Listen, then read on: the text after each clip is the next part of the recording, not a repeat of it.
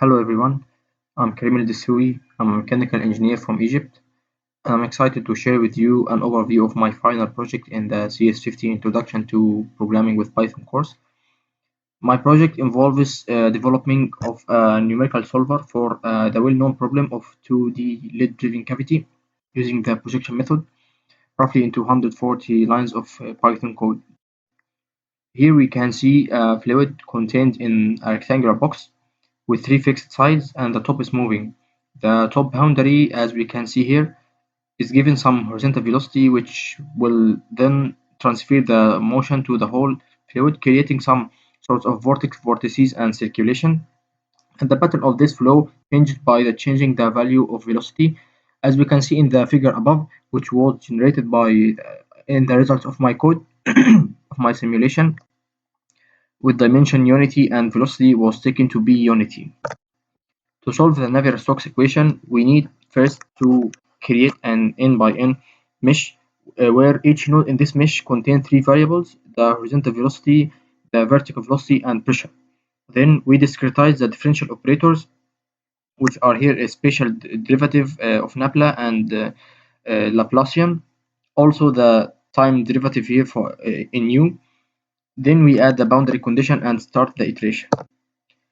I use three libraries: Matplot to plot my results and do visualization, NumPy to create the mesh and arrays, TQDM to provide a progress bar as we start the iteration.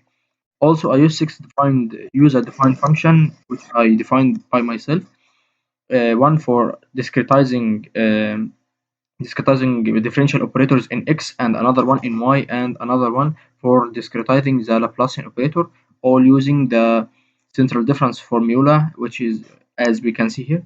Another function I use to calculate the residual after each iteration using the square cost function to know when this code will converge, when the solution will converge.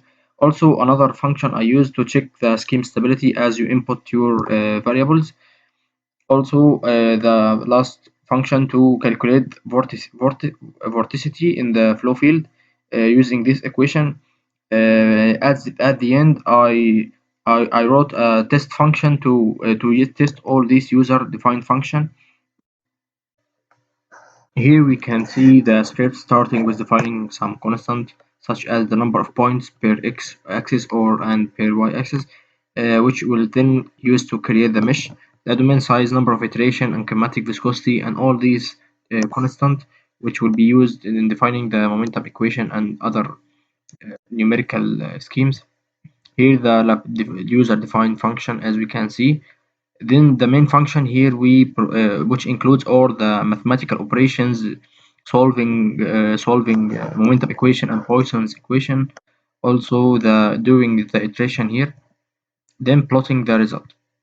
To run this code, we will hit enter.